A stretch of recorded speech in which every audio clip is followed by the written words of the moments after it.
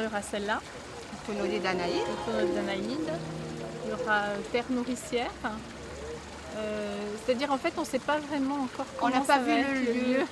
Donc on ne sait pas si on a des murs, si c'est seulement un jardin, donc ça va dépendre. On va s'adapter, donc ça va pas être voilà. évident. Par contre, on a créé une pièce spéciale flânerie. On va se débrouiller pour la mettre.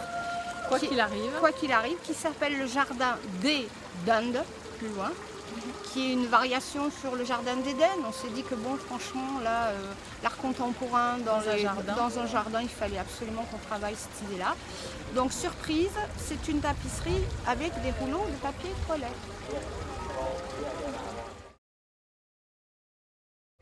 Parce qu'on aime bien la noblesse du matériau humble. Moi, je dirais comme ça. Voilà, parce qu'on est très provocatrice. Je crois que cette pièce-là le montre aussi. Parce que l'ironie, le rire, c'est le mot, c'est vraiment notre matériau de prédilection. Voilà. Donc ça se retrouve aussi dans les matériaux physiques. Hein.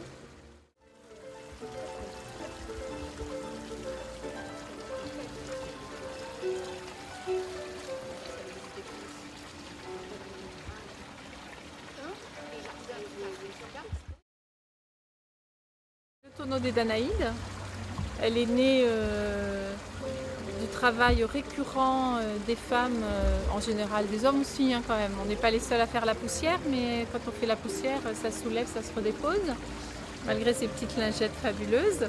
Donc on est parti là-dessus, le tonneau des Danaïdes, on démarre et ça n'arrête pas, ça ne s'arrête jamais, c'est un cycle continuel. Donc on l'a fait rose parce qu'on est des filles.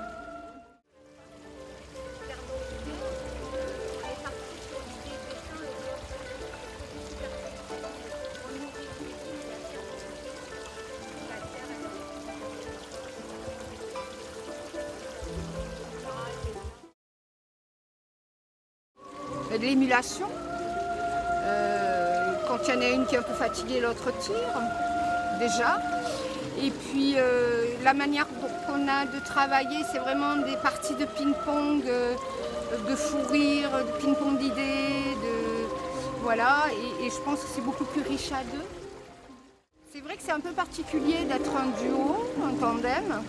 Il n'y en a pas beaucoup, par nos amis verriers, là, qui ont l'air d'avoir fait un super travail aussi.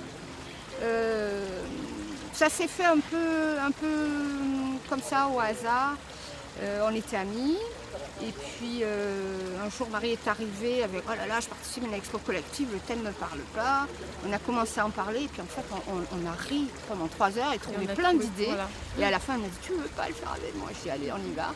Et c'est parti comme ça d'expo collective, puis après un expo individuel et voilà. Et on a un tel bonheur à partager ces moments, à fabriquer, à déclencher les rires ou les fous rires pendant les expos aussi, ou les questionnements parfois. Oui, parce que les gens voilà, nous disent comprennent, poésie, rire, c'est le mot qui viennent. On a même eu des réflexion. Les gens réfléchissent. Voilà. Donc voilà, c'est aussi une manière de rentrer en contact avec les autres, une manière